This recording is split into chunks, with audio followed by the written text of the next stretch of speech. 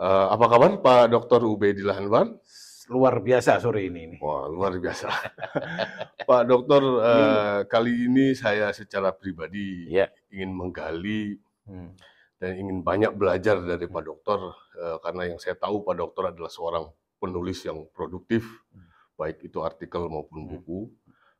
Boleh tidak Pak Dokter menceritakan sekilas sejak kapan Pak Dokter itu punya hobi menulis, sehingga Anda begitu sangat produktif? Silahkan Pak Dokter. Ya gini, rahasia. Dulu zaman muda saya memang produktif karena dipaksa oleh deadline. Jadi ini untuk teman-teman di rumah ya. Betul. Kalau Anda ingin produktif menjadi penulis, Anda harus punya deadline.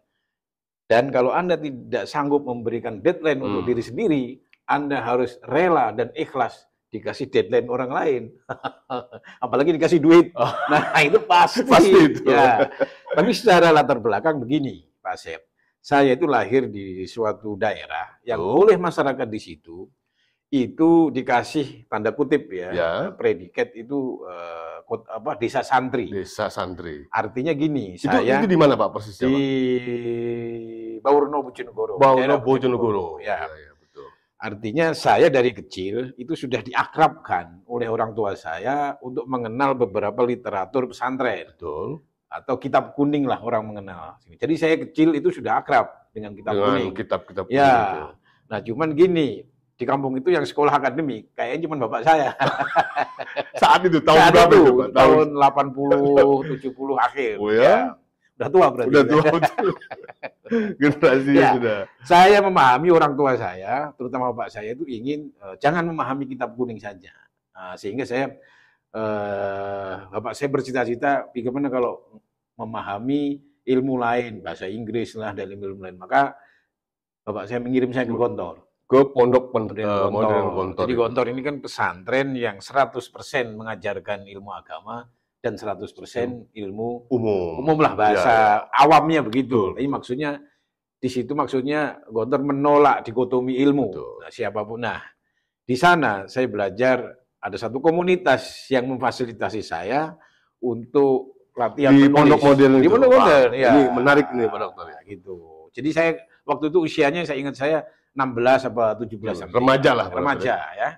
Jadi dimasuk ke komunitas yang memberikan memfasilitasi setiap orang-orang yang masuk ke komunitas itu untuk menulis. Nah, apakah di komunitas itu memang orang-orang yang punya passion dalam menulis atau? Saya rasa sebagian besarnya ya, tapi ada yang menggambar atau apa ya, pengetahuan praktek-praktek jurnalistik lah ya, itu layout, editing dan seterusnya. Tapi saya kebetulan, saya pikir saya secara naluri dari kecil pengennya saya menekuni tugas-tugas menulis itu. Ya, bahkan sering ada kawan saya itu, pokoknya kalau tulisan diserahin saya, tapi saya minta syarat. Ya. Dipersiapkan dukungannya, logistik maksudnya. Masih remaja saat itu. Masih remaja. Ya. Asal logistiknya beres, tulisan beres. Kalau logistiknya nggak ada, macet. Jadi itu sejarah Pak Dokter itu memulai menulis. Ya, karena dipaksa oleh tugas-tugas. Di samping juga ada naluri atau hobi. Karena kalau saya baca portfolio Bapak, Bapak ini menulis kalau tidak salah lebih dari 30 atau 40 atau 50 itu Pak Dokter. Yang buku maksudnya di luar editing sekitar itulah. Kadang-kadang tidak ngitung nih saking ini ya. Tapi sekitar 30 sekian lah ya. 30 nah, sekian. Saya yang banyak menulis itu karena dikasih deadline. Jadi saya pernah menulis sampai bertahun-tahun. Mungkin 10 tahun. 10 tahun. Untuk korporasi. Ya, PT Nestle Indonesia saya nulis di situ 6 tahun, terus ada konsultan psikologi terapan. Saya menulis sekitar 8 tahunan. 8 tahun. Artikel atau artikel ilmiah populer saat itu ya. Saat itu belum ada internet semassal ini. Iya, betul. Dan belum ada AI dong. Belum ada AI. Jadi kita mikir sendiri. Itu tahun sekitar 2000 awal sampai 2012. Oh ya. Jadi kalau saya nulis artikel itu lebih dari 1.500. Luar biasa ilmiah 1.500 artikel. Ya, itu dari tahun ke tahun berapa itu? Ya, dari tahun 2000 sampai 2012. Tapi itu bukan karena saya hebat, bukan. Karena ada deadline dan karena ada honornya. Terpaksa. Ya. Nah, ini teman-teman nih di rumahnya saya. Kalau Anda ingin menjadi penulis yang produktif, itu syaratnya cuma satu. Anda punya deadline, Anda ikhlas dikasih deadline orang lain. Syukur-syukur ada honornya, ini pasti semangat. Pasti semangat nulis. Ya, gitu. Kalau dua itu nggak ada, tulisan dijamin. Ya itu, satu artikel aja bisa seminggu. Nah, kalau Pak Dokter kalau nulis saya waktu itu nulis untuk perusahaan saja itu 12. Di samping itu saya pernah ngisi di majalah nasional itu 8 majalah ARD. Ada SUA, ada eksekutif, ada apa itu selama beberapa tahun. Pertanyaan saya Pak Dokter. Ya. Pak Dokter kan menulis lebih dari 1.500 artikel dalam kurun waktu 12 tahun. Ya. Kan tentunya Pak Dokter tadi sampaikan bahwa saya punya background dari Bojonegoro kemudian ke pesantren yang tanda kutip berarti Anda menguasai ya ilmu agama ya. Tapi kok Anda bisa masuk ke psikologi, ke ini, kan perlu Anda punya wawasan yang luas, pengetahuan yang luas. Dari mana Anda bisa gali itu? Nah, gini, ketika Gontor itu kan membekali kita dengan bahasa Inggris dan cara berpikir yang terbuka. Suatu hari, saya bekerja di sebuah perusahaan yang saya tidak pengen bekerja di situ. Sebelum menulis atau? Sebelum menulis. Sebelum menulis. Ya, jadi saya menolak pekerjaan itu. Tetapi tetap bertahun-tahun saya menolak. Nah, bahkan saya sangat dalam tanda kutip nih bodoh untuk urusan pekerjaan-pekerjaan itu karena saya nggak bahagia. Jadi saya menolak pekerjaan itu karena itu bukan pekerjaan saya itu bukan hobi saya. Atau intinya bukan passion saya, gitu. Ya, suatu hari saya berdoa kepada Allah minta juga pada pekerjaan, gitu. Dan akhirnya saya istilahnya sekarang itu dikasih intuisi. Dorongan-dorongan di perasaan kita, saya harus akrab dan bahagia dengan keadaan saya sekarang. Nah, jadi saya luar biasa. Saya akhirnya membaca apa sih yang harus dilakukan di karyawan di perusahaan itu. Saya pelajari konsepnya, saya pelajari proses bisnisnya. Itu dalam waktu 2 tahun. 2 tahun. 2 tahun dan perusahaan itu menjalin komunikasi kerjasama dengan perusahaan di Yunani waktu itu. Ya, perusahaan itu akan membuka kerjasama untuk pengiriman kru kapal pesiar dan hotel di Eropa dan di Eropa, Amerika dan Timur Tengah. Waktu itu saya nggak tahu, bos saya menunjuk saya sebagai wakil dari Indonesia. Nah, disitulah saya pertama kali mengenal buku-buku literatur bahasa Inggris. Jadi ketika Amerika dibom oleh apa itu pesawat yang WTC, ya WTC, 911. Ya, saat itu saya sedang asik-asiknya mempelajari literatur bahasa Inggris dari salah seorang profesor yang menjadi mitra perusahaan saya di Amerika. Apakah itu yang jadi trigger Pak Dokter untuk menulis, akhirnya banyak menulis, menuangkan? Oh iya, jadi karena perusahaannya sudah tidak mau lagi merekrut orang Indonesia dan saya sudah banyak mendapatkan literatur berbahasa Inggris, ya, psikologi, manajemen dan lain-lain dari seorang profesor yang menjadi mitra perusahaan saya ini. Saya akhirnya ingin mencoba menulis. Jadi dulu di Gontor menulis dan libur bertahun-tahun dan ketika terjadi WTC itu saya berani mencoba menulis. Ya, saya kaitkan dengan pengalaman di perusahaan itu. Saya kirim ke satu majalah dan majalah itu langsung menerima. Dan itu majalah apa kalau boleh tahu? Majalah manajemen PPM. Yang PPM. Ya, kita semua tahu yang di Jakarta PPM adalah salah satu sekolah manajemen yang the leading manajemen di Indonesia di Menteng. Menerima saya dan sampai sekarang saya akrab dengan siapa yang menerima tulisan saya pertama kali itu. Oh ya? Ya. Bahkan di artikel yang kedua saya ditelepon secara pribadi. Bisa nggak Anda menulis untuk secara tetap? Oh, saya jawab. Untuk bisa, PPM itu? Untuk PPM. Nah, karena PPM majalah manajemen yang hebatnya di situ Bapak yang dari psikologi bisa masuk ke manajemen menulis tentang. Iya, karena manajemen. Suka baca. Nah, dari kecil jadi ada tradisi yang sampai sehari ini menurut saya sangat bagus di keluarga. Itu orang tua mewajibkan atau mendisiplinkan membaca. Ya, itu legasi orang tua saya. Jadi intinya itu membaca, ya, membaca dan bernalar. Bernalar dari bacaan itu. Kan banyak orang membaca tapi tidak menjadi tulisan. Tidak menjadi pemikiran. Karena dia hanya reseptif, menerima. Menurut saya, membaca itu ya nggak harus kutu buku sih. Tapi yang penting kan bernalarnya. Kalau bahasa Al-Quran itu bukan bacaannya, yang penting mencernanya. mencerna apa ya. yang kita baca. Apa yang kita baca. Soalnya gini, membaca, hafal pun belum tentu menghasilkan pemahaman, apalagi karakter. Betul. Harus dicerna dulu. Kalau perlu diotak-atik di sini dulu. Nah, tuntutannya karena saya harus menulis, maka bacaan apapun yang saya serap itu dinalar, dicerna, baru kemudian menjadi tulisan. Karena saya harus nulis 1 bulan itu untuk mendapatkan deadline itu 16 artikel.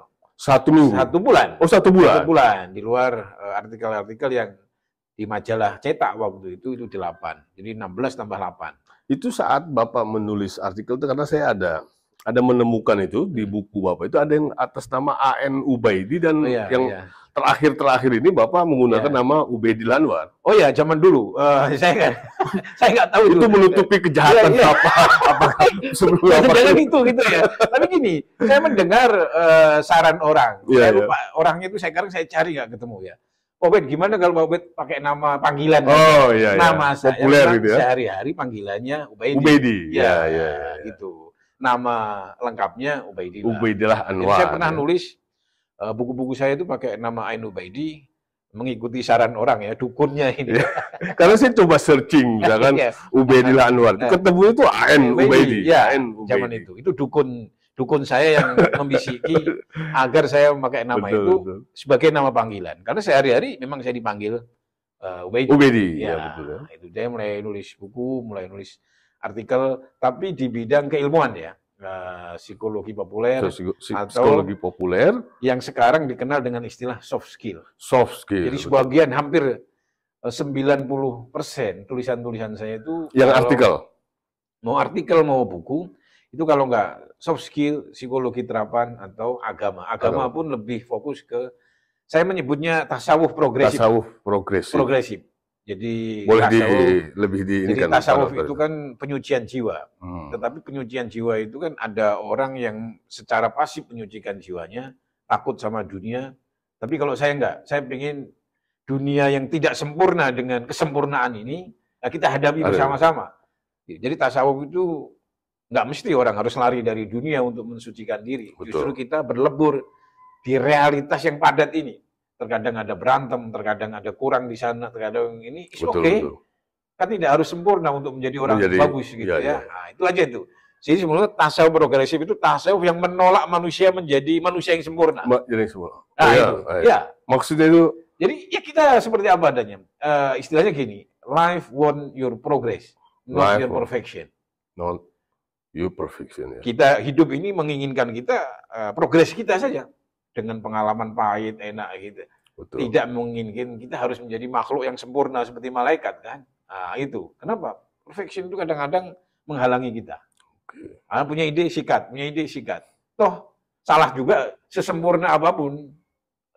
Kadang-kadang ada salahnya. Makanya ini teman-teman yang suka nulis. Ini saya punya pengalaman. Syarat supaya buku bisa diterbitkan itu satu. Tidak usah menunggu sempurna. Soalnya eksekusi dulu. Toh yang menilai kan bukan kita. Yang menilai pembaca. Gitu. Yang menilai pembaca. Gitu. Sebagus apapun menurut kita pasti ada kurang di sana sini. Nah, jangan sampai kita mau mendapatkan kesempurnaan, tetapi itu kesempurnaan yang justru menghambat kita. Ingat, hidup ini menginginkan kemajuan kita, bukan kesempurnaan kita. Kemajuan kita bukan kesempurnaan. Iya. Itu. Nah, Pak Dokter, kan tadi Pak Dokter sampaikan bahwasanya buku yang sudah ditulis oleh Pak Dokter itu sekitar 30 mengenai soft skill ya Pak Dokter. Ya. Nah, yang saya ingin gali dari Pak Dokter itu, karena saya coba menulis, ya nggak bisa-bisa Pak Dokter, karena satu bukan passion saya. Tapi kalau sekarang ya tidak terlalu sulit, karena saya dibantu oleh AI, tinggal kerangka apa yang saya... Nah, Pak Dokter itu apa kiat Pak Dokter sampai bisa menulis sampai sebanyak itu buku, dan yang maksud saya itu, dan yang saya tahu itu Pak Dokter cepat kalau dalam menulis buku gitu. Zaman dulu ya. Masih muda lah, masih muda. Banyak yang bilang saya juga masih muda sekarang. Ya. Sama termasuk saya, Mas. Saya masih dipanggil D tadi siang itu sama orang. Oh, di acara tadi. Acara tadi dipanggil D. Kan habis ada acara ini ya. Pak Asep ini masih dipanggil D karena dan saya bangga itu, hati senang. kita menghadiri acara untuk alumni di salah satu SMA negeri di Medan. Ya. Dan rata-rata alumninya sudah menjadi direktur, usianya 70 ke atas. 70, betul. Jadi kita D di sana. Dipanggilnya D. Ya, saya pun adik. Adik Ustadz. Itu tolong Pak Dokter boleh disampaikan tidak ya? Sebetulnya ada informasi yang kita dapatkan dari dalam diri kita, namanya intuisi. Intuisi. Istilah tasawufnya ilham. Ilham ya. Nah, kalau kita ngandelin bacaan dari luar, kan terbatas sekali. Gitu. Terbatas sekali. Dan lama. Coba misalnya Anda menulis, Anda nyari dulu. Referensi, baca dulu. Itu 1 bulan dapat 5 aja udah keok gitu. Maksudnya 5 tulisan aja udah keok gitu loh. Nah, tapi ada cara lain. Anda bisa mendapatkan ide dan energi Anda besar. Dan caranya gimana? Menggali informasi dari dalam, intuisi. Ya. Saya kayak seorang, misalnya Pak Asep kan di kantor harus mengambil keputusan sebagai atasan. Ya. Kalau atasan itu mengambil keputusan cari informasi dulu, lama. Nanya sana, nanya sini. Padahal pengalaman Pak Asep kan sudah bisa memberikan informasi dari dalam. Dari dalam, namanya informasi intuitif. Intuitif, ya, nebak-nebak. Nebak-nebak. Kira-kira beginilah. Kira-kira begini, ya. Nah, kapan intuisi itu muncul? Intuisi muncul itu kalau seseorang passionnya terlibat di situ. Ya. Di passion. Di pekerjaan itu. Jadi kita menjalaninya lahir batin. Sehingga ide-ide itu keluar dari dalam itu secara otomatis. Deras. Gitu. Makanya Thomas Edison itu nggak pernah kerja dia. Jadi dia hanya namanya perspirasi. Perspirasi itu orang menjalani pekerjaan full dengan hatinya. Supaya apa? Supaya nggak usah nyari informasi lagi. Jadi dari dalam ini keluar. Itu. Dari dalam keluar. Nah, informasi dari buku, dari luar itu hanya untuk konfirmasi saja. Supaya kita nggak salah. Betul. Tapi sebelum nulis itu kita udah tahu. Sudah mulai. Kalau nyetir itu sudah tahu nih arahnya kemana. Misalkan meskipun sennya ke kanan kita sudah tahu nih. Pasti ibu-ibu ini ke kiri gitu loh. Jadi karena pengalaman. Coba begini, sopir itu coba. Kalau dia kalau intuisinya tidak aktif, betapa capeknya dia mengukur dari jarak mobil depan itu nggak mungkin. Ya. Tapi sudah prediksi. Tapi dia punya prediksi intuitif dari pengalamannya. Nah, kapan intuisi itu muncul? 1. Passion. Jadi passion itu melebihi bakat. Makanya kalau ada orang pengen jadi ini, bakatnya dulu, nanti dulu. Passionnya dulu. Iya, passionnya dulu. Ya, gitu. Dia menyukai atau gitu. Saya pernah mengedit salah satu hasil interview Iwan Fals misalnya ya. Semuanya menyukai. Jadi dia belajar gitar itu karena passion gitu ya. Jadi passion itu lebih tinggi ya kemampuannya dia untuk menentukan seseorang ketimbang bakat lah, akademisi. Sehingga muncul karya-karya besar. Kan zaman dulu orang passion semua. Ki Hajar Dewantara itu sekolah di pendidikan tidak lama. Dia tamatan dokter hewan. Tapi menjadi pakar, tokoh pendidikan. Tokoh pendidikan Indonesia itu tonggaknya Ki Hajar Dewantara. Dan salah satu kiai saya, itu pendiri Pondok Modern Gontor, itu tidak ada yang sekolah tinggi zaman dulu. Sekolah dari pesantren ke pesantren. Tapi karena hidupnya dari pagi sampai malam untuk pendidikan, maka ide-ide tentang pendidikan itu muncul secara otomatis. Nah, saya tidak pengen jauh ini, tapi gini pengalaman saya, kenapa waktu itu saya tidak kehilangan ide. Untuk menulis karena itu total. Sehingga intuisi kita itu berinteraksi dengan kenyataan yang kita hadapi. Nah, ini untuk pengalaman nih, untuk di kantor, di ini ya. Kalau Anda mencoba merekayasa langkah Anda secara nalar, itu capek Anda. Capek. Ya, karena ngambil keputusan aja harus tahu informasinya, benar nggak? Ya, apalagi pejabat. Ini untuk pejabat ya. Sebelum pejabat baru nih, Anda sebelum mengambil keputusan itu menurut prosedurnya harus membaca dokumen tinggi 1 meter. Bagaimana itu? Kan tua Anda. Betul. Anda tua di situ. Caranya gimana? Anda scan dengan hati. Caranya gimana? Kita terlibat di pekerjaan itu lahir batin sehingga intuisi kita hidup. Terbangun atau bagaimana? Hidup dia. Kita tahu kayak sopir truk yang bergandeng-gandeng itu kan rumit itu. Nggak bisa dia menjelaskan truk sepanjang itu bagaimana. Bisa ukur belakang. cara beloknya bagaimana, tetapi intuisi dia dari hatinya itu muncul. Jadi itulah yang menjadikan Pak Dokter itu cepat dalam menulis saat itu buku. Ya, cepat, terus cepat dapat ide, terus cepat mengerjakan, kan energi bisa. Gitu. Jadi informasi dari dalam diri kita itulah yang perlu diaktifkan. Dan menyebutnya intuisi atau ilham. Jadi dari 30 buku itu jangan lupa ya, ada atas nama A.N. Ubaidi dan Ubaidi Lana. Yang terakhir itu terakhir. Yang terakhir barukan ya. Karena saya udah gak mendengar lagi kata dukun saya, jadi kalau yang boleh tahu nih Pak Dokter, saking banyak itu. Ya. Apa yang terakhir dokter tulis di mengenai buku itu? Buku apa yang dokter tulis terakhir? Tahun 2018 saya memfokuskan concern saya di kecerdasan hati. Oh, kecerdasan hati. Nanti seluruh orang yang terkoneksi dengan saya akan saya sediakan buku yang free. Untuk di-download, e-book. Kecerdasan hati untuk perubahan diri yang lebih berkualitas atau apalah. Buku ini berdasarkan riset kajian ilmiah, petunjuk agama dan praktek-praktek sehari-hari yang saya jumpai terutama ya, pertama di korporasi, 2 di lembaga pendidikan, dan 3 di masyarakat. Ya. Oke, masuk ke tadi kecerdasan hati, menarik nih, Pak Dokter.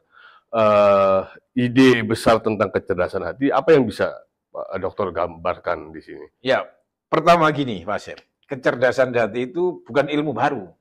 Apa yang saya sampaikan berkali-kali, baik di seminar atau di buku atau di artikel, what is heart intelligence? Kecerdasan hati itu hanya new construct. New construction. Jadi konstruksi yang baru. Karena sudah disediakan bahan-bahannya. Satu, kalau di Al-Quran, itu ada ayat berbicara mengenai hati, itu sampai 230 kali. 230 kali. Tetapi yang paling mendasar bagi manusia adalah penentu langkah manusia itu bukan otak. Itu statement Al-Quran. Keren ya, berarti dia jadi bukan otak. Otak itu mengikuti hati. Hati yang mana, kan begitu. Nah, pasti kalau di Al-Quran itu hati spiritual, hati yang bukan jantung. Nah, tapi kan gini, itu bagaimana bisa dibuktikan secara ilmiah, kan begitu. Nah, nanti ini rekan-rekan yang menyimak kita menonton kita, silahkan buka di www.heartmath.org. HEMARTH.org. Itu lembaga khusus di Amerika yang meriset dengan dana mungkin banyak karena dia meriset di semua negara. Riset mereka dimulai dari tahun 90-an. Itu mengenai hati. Kecerdasan. Karena mereka nggak ingin menyebut hati sebagai makhluk spiritual, dia menyebut hati jantung.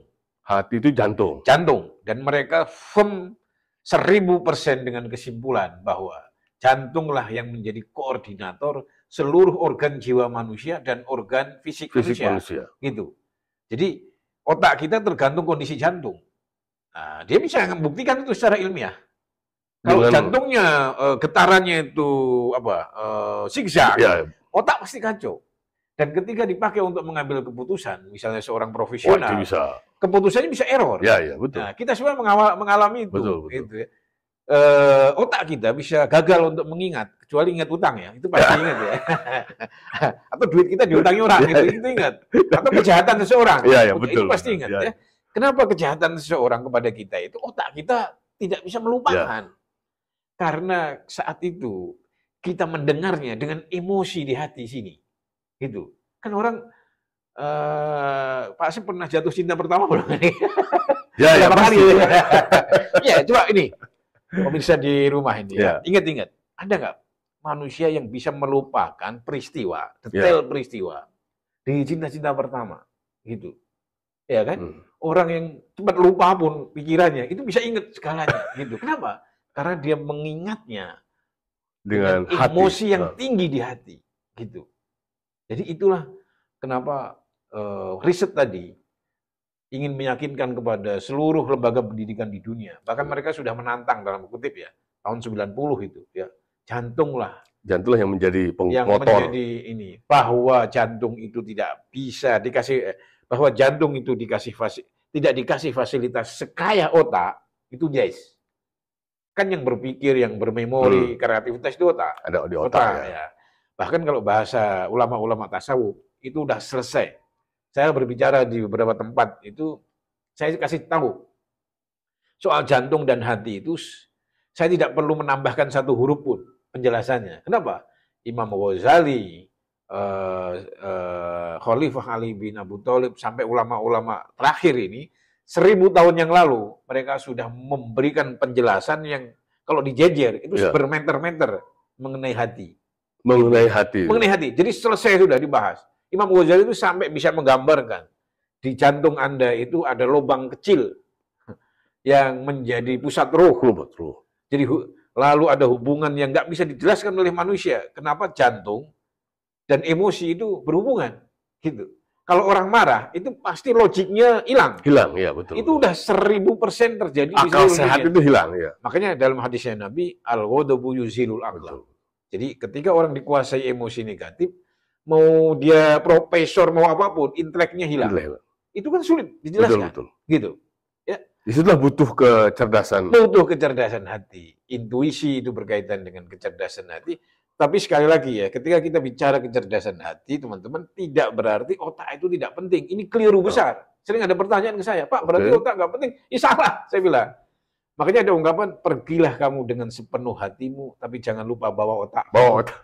Ya kan? Betul. Artinya, gini, kalau di tasawuf itu, semua organ manusia selain hati, itu pasukan. Pasukan. Hati disebutnya Malik atau Amir. Malik pemimpin, pemimpin. Rajanya lah ya. Rajanya. Pengetahuan, mata, telinga, itu pasukan hati. Pasukan hati itu ada dua, ada yang kelihatan, ada yang enggak. Pengetahuan, pasukan hati. Pengetahuan itu pasukan hati. Contoh, gampang, dokter. Dokter itu kan bukan tergantung ilmu kedokterannya. Dia berbahaya atau tidak. Tergantung hatinya. Dia tahu penyakit, tahu obat. Kalau hatinya kotor, dia akan menjadikan penyakit dan obat itu sebagai modus untuk memperkaya diri, kan begitu. Betul. Tapi kalau hatinya bersih, dokter adalah solusi bagi masyarakat. Kan sama. Pejabat sama dengan kekuasaan dia bukan pejabatnya, hatinya.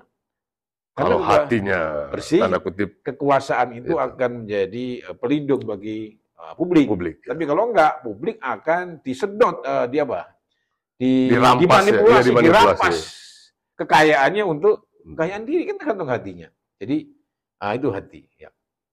Nah, kalau di konsep riset-riset modern, dia menyebutnya global coordinator. Jadi jantung itulah yang memanage keseimbangan hidup kita. Tangan kita di sini, ini di sini, itu riset-riset mereka menemukan fakta-fakta ilmiah di dalam diri bahwa jantunglah global coordinator. Nah, itu. Terus kalau di raja, di tasawuf raja, di hasil risetnya global coordinator. Sama penyebutnya. Itulah kenapa kecerdasan hati menjadi penting. Jadi sekali lagi, saya ingin ngomong di sini, Mas Sep. Ketika kita bicara kecerdasan hati, otak tetap penting, bahkan sangat penting. Karena ibarat raja, dia butuh Perdana Menteri. Perdana Menteri, Otak itulah Perdana Menterinya. Betul. Gitu. Jadi yang berpikir, yang kreasi, yang memori, itu ada di otak. Yang berkalkulasi itu kan otak. Tapi ada intinya di kecerdasan hati itu. Tapi otak itu bisa bekerja maksimal atau tidak, tergantung apakah hatinya sedang cerdas atau tidak. Saya bisa dapatkan itu. Jadi otak itu sangat hebat. Betul. Tapi supaya kehebatan otak itu maksimal bekerja, butuh hati yang cerdas. Istilah keilmuannya yang lebih spesifik, supaya otak itu mencapai gelombang gamma. Gamma itu kan gelombang di mana otak itu sangat mesin itu berperforma tingginya.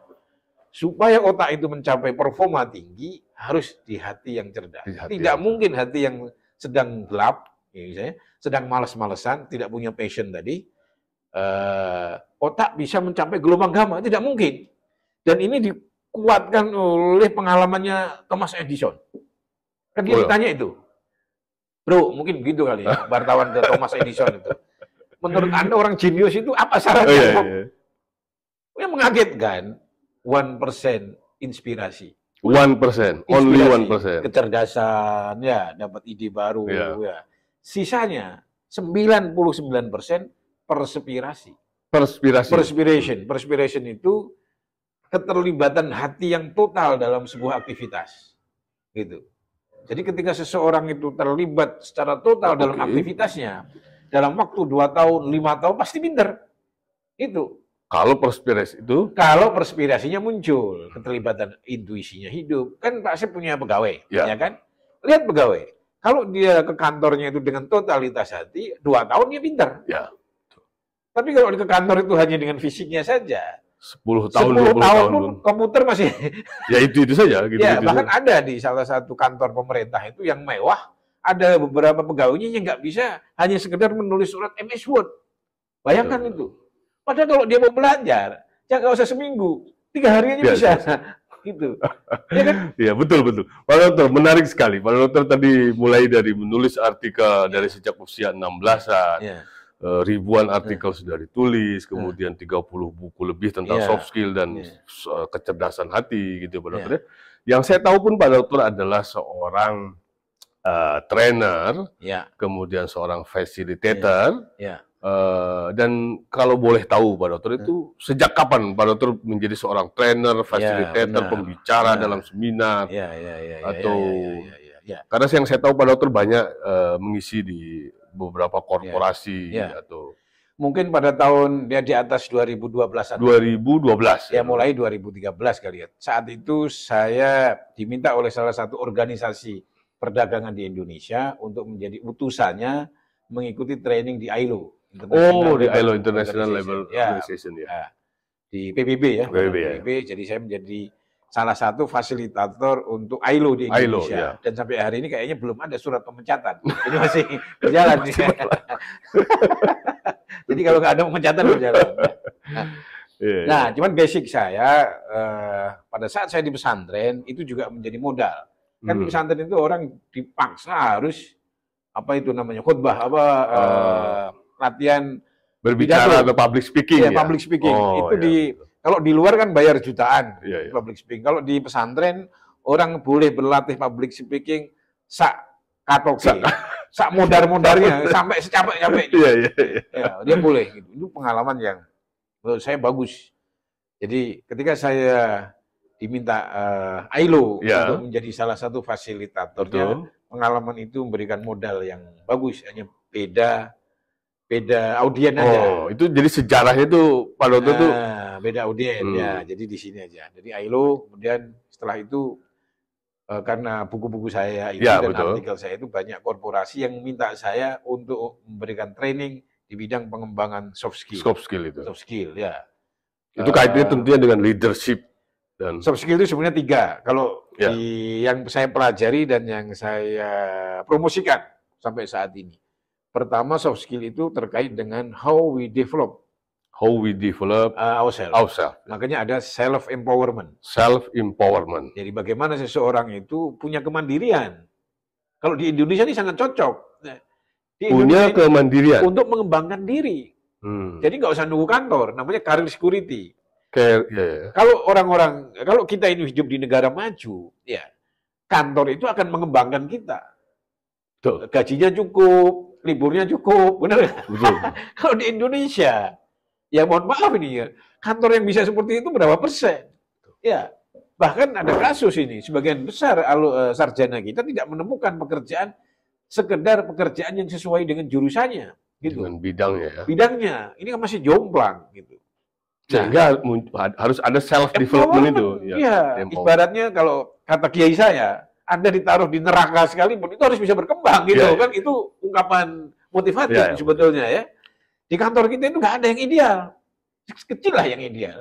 Ada yang gajinya gede, itu waktu kita habis di sana, benar nggak? Ada yang santai gajinya nggak cukup, ini baru urusan hal yang sepele.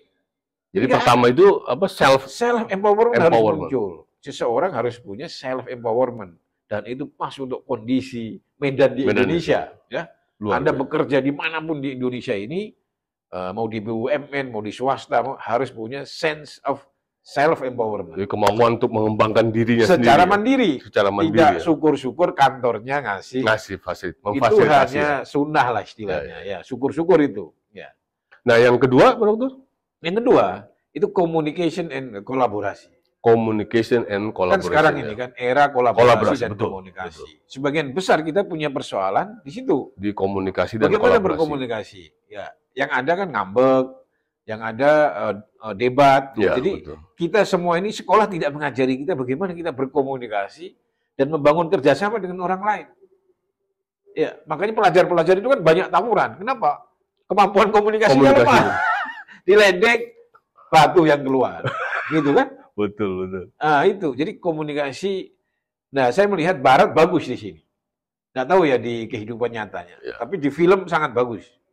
Jadi bagaimana persoalan hidup ini diolah dengan komunikasi dan kolaborasi yang bagus gitu. Ya. Sehingga tidak selalu harus marah, tidak selalu harus ini gitu. Nah, komunikasi dan kolaborasi itu skill yang paling dibutuhkan untuk yang terakhir adalah leadership dan leadership, self leadership atau leading others. Itu kan dibutuhkan. Jadi pertama dari self leadership dulu, baru leading others. Itu 3 ranah soft skill ya, yang perlu dimiliki oleh semua individu pemuda atau pekerja atau siapapun. Generasi muda ya. Generasi muda kita kan kita mau Indonesia emas kaitannya. Bagaimana mungkin? Jadi ada peristiwa di Indonesia ini yang bisa jadi malapetaka. Ya. Itu yang disebut bonus demografi. Ya.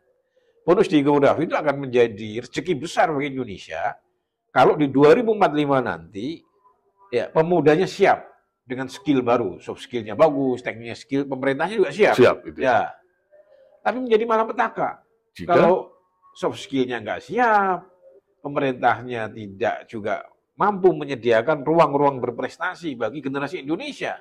Ini mau diapain nih orang-orang yang energinya gede gitu ya? Jangan sampai jadi malapetaka gitu. Ya. Luar biasa. Kan sekarang bisa lihat nih Pak Sep. Ya. Ada orang mukanya ganteng, rokoknya mahal, tapi pekerjaannya ini bukan pekerjaan yang membutuhkan intelektual tinggi di toko-toko itu kan, parkir gitu. Kita nggak menyatakan parkir itu jelek, enggak. Tapi mereka ini pemuda yang punya potensi besar. Kalau negara itu disuruh nanam singkong aja, mereka itu kan dipaksa gitu. Anda berpikir dong. Kan saya pernah nanya, sekolahnya aja SLTA, gitu kan. Ganteng anaknya, sehat anaknya. Kenapa Anda bekerja yang mestinya? Bisa lebih dari itu lah ya. Oh iya dong, sebagai aset bangsa ya. Kalau berpikir sebagai aset bangsa. Kan negara ini hebat bukan karena presidennya. Tapi karena rakyatnya punya kemampuan memberikan solusi terhadap problem yang bagus. Maka sesuai lah saat ini presiden kita itu mengalokasikan, memprioritaskan pendidikan untuk di negeri ini. Rakyat. Kan ada kita dengar ya, ada sekolah untuk rakyat nanti. Swasta digratiskan. Digratiskan. Tapi yang paling penting untuk para pemuda ini setelah sekolah mau dikemanain nih? Gitu. Kita ada bonus demografi. Usia kerja lebih banyak, berlimpah daripada usia tua dan usia anak-anak. Kalau negara gagal menyediakan ruang mereka untuk berprestasi, bekerja dan seterusnya, wah ini ancaman dong, ya kan? Menjual narkoba itu lebih menggiurkan, benar nggak? Luar biasa. Gitu. Dokter, luar biasa ya Pak Dokter tadi dari seorang penulis, kemudian juga seorang facilitator, trainer, mengisi beberapa kegiatan. Nah, yang saya tahu Pak Dokter punya lembaga khusus tentang kecerdasan ini. Apa lembaga yang? Ya, nanti yang berinteraksi dengan saya hari ini bisa berkomunikasi dengan saya di academysoftskill.com. academysoftskills.com. Jadi lembaganya itu Pak Dokter itu adalah Akademi Soft Skill Indonesia ya? Ya, enggak, academysoftskill.com. academysoftskill.com. academysoftskill.com seperti tulisan di sini nih. Ya. academysoftskill.com. Atau cari Ubaidillah Anwar di Google itu pasti ke sana itu. Ya, itu saya menyediakan tulisan, kemudian e-training. E-training untuk para profesional ya, para profesional dan pemuda. Karena saya menyimak beberapa tulisan Pak Dokter yang recently itu yang terakhir-terakhir itu banyak tentang kecerdasan hati. Yes. Karena saya suka baca itu yang ada, memang kaitannya dengan saya yang masalah di kantor lah. Ya. Kalau Pak Asep apa? Masalah-masalah yang sering dihadapi yang saya suka itu ya, misalkan ya betul tadi komunikasi itu, kemudian ada self empowerment karena kita butuh, ya betul kata Pak Dokter itu, memang satu sisi memang perusahaan memfasilitasi kita untuk mendevelop kita, tapi di sisi lain kita butuh self development, jadi muncul dari diri kita setelah kita analisa apa kekurangan kita untuk bisa kompeten di satu fungsi itu, ya kita harus empower diri kita sendiri. Gitu. Beda nggak Mas? Ada misalnya kan bisa pengamatan nggak, hasil pengamatan aja di kantor itu, ada nggak perbedaan yang sangat mendasar antara pegawai yang dia training itu dengan hati total dengan yang sekedar ikutnya? Ya, yang penting ikut selesai. Sangat berbeda. Kinerja beda nggak itu? Berbeda, karena disitulah yang saya pahami di komponen kompetensi itu akan ada attitude. Attitude kan willingness itu, ada komitmen untuk melakukan. Misalkan seseorang punya knowledge, dia tahu what to do, dia pun tahu how to do di skillnya ya. Tapi kalau dia tidak punya attitude komitmen mau mengerjakan, ya berarti tidak kompeten. Seperti itu. Jadi makanya saya senang dengan tulisan-tulisan yang baru dari Pak Dokter itu tentang kecerdasan hati. Jadi itu untuk membantu para profesional supaya bisa mengeluarkan energi dari dalam dirinya agar bisa mengembangkan diri secara mandiri. Kesadaran diri. Betul. Kalau tapi Pak Asep berapa tahun? Kalau Pak Asep sendiri di perusahaannya berapa jam bonus training itu wajib? Ada, pasti ada. Jadi tetap pas itu kewajiban seluruhnya harus berbasis training. Karena kan yang dikejar dalam dunia di industri kami itu adalah seseorang harus kompeten di fungsinya. Dan sekarang itu dunia berbicara kompetensi based on training and assessment. Jadi kompetensinya ya untuk training. Betul. Jadi dia misalkan dia harus kompeten di fungsinya. Bukan only di jabatannya, tapi di fungsinya itu. Apa kewajiban yang harus dia lakukan, maka dia harus kompeten di situ. Tidak kompeten, you harus ikut pelatihan lagi. Dan dilakukan assessment, dilakukan TNA-nya ya betul. Jadi setiap individu itu akan diukur TNA, training need analysis. Itu berapa? Setahun 2 kali atau setahun? Memang ada training yang wajib, ada yang mandatorinya ada ya. Itu untuk pemula. Betul. Jadi ada di induction, ada yang memang harus dia recurrent segala macam. Untuk karena agar tetap dia itu kompeten di bidangnya. Istilah sekarang yang sering dipakai di luar, itu reskilling sama upskilling. Betul, dia pun harus tetap diasah, tetap harus tambah. Ada skill baru yang harus dikuasai. Betul. Kalau Pak Asep sendiri, skill baru apa yang sudah diinstal di ini? Skill baru? Ya, misalkan IT, saya harus IT atau yang lain? Betul, memang ada semacam digital transformation di sini. Jadi digital. Mau tidak mau harus di-upskill semua orang. Meskipun, ini ada saat ini kan era transisi dari konvensional ke digitalisasi. Jadi, makanya ada transformasi di situ. Makanya butuh upskilling di situ. Upskillingnya di digital. Ya, betul. Pengetahuan, adaptif. Gitu. Untuk para profesional tingkat menengah ke atas, harus siap untuk mengakrabkan diri dengan transformasi digital. Betul. Nah, dan itu modalnya tidak cukup dengan otak saja, tapi harus ada willingness bahasanya, komitmen itu. Keterlibatan hati yang total di situ. Mau tidak melakukannya atau resisten gitu loh. Nah, kalau resisten itu stres sendiri. Ya, betul. Gitu. Karena akan ada disrupsi, akan tertinggal gitu loh. Tertinggal gitu. Jadi, ini untuk berkarir ya. Makanya ada ungkapan gini. Walaupun Anda saat ini sudah berada di tempat yang tepat, jabatan Anda tepat, fungsi Anda tepat, tapi Anda akan dipaksa oleh perubahan bergeser ke tempat yang keliru. Kalau yang Anda lakukan hanya diem saja. Jadi harus mengikuti perubahan ini. Reskilling, upskilling itu. Bahkan ada riset nih. Efisiensi pekerjaan kantor hari ini itu bedanya antara orang yang menguasai IT dan yang tidak. itu sampai 70%. 70%? Ya. Gapnya itu? Gapnya, ya. Ini orang-orang tua kayak saya di kantor misalnya, kan, nggak mau belajar IT. Sementara yang muda ini belajar IT, dia punya kinerja yang 70% di atas kita. Itu tantangan orang generasi tua. Ya, sekarang ini. Kalau dia nggak mau belajar, tapi kalau orang tua mau belajar, dia lebih hebat dari orang muda. Karena kita punya pengalaman nih. Luar biasa. Pak Dokter, luar biasa obrolan kita hari ini. Tadi Pak Dokter sebagai penulis, fasilitator, kita tadi bicara apa Pak Dokter punya lembaga tentang kecerdasan hati soft skill ya, .com. Jadi bisa diakses gitu ya Pak Dokter. Nah, sorry Pak Dokter, ini kayaknya yang terakhir nih Pak Dokter. Apa itu? Tentang apa itu? Sekarang Pak Dokter itu kan sudah banyak kegiatan ini. Yang saya dengar Pak Dokter pun terlibat di sebuah lembaga pendidikan besar di Cirebon dan di beberapa lembaga juga gitu ya. Yang mungkin nanti suatu saat kita akan diskusikan ini ya. Di sana. Nah Pak Dokter, sekarang ini Pak Dokter tuh ada punya aktivitas baru, saya dengar Pak Dokter jadi politikus ini. bukan politikus, tapi menjadi supporting. Jadi salah satu support di bidang keahlian di pimpinan DPR RI. Pimpinan DPR saat ini. Ya. 2024 2029 periodenya. Ya, itu untuk mensupport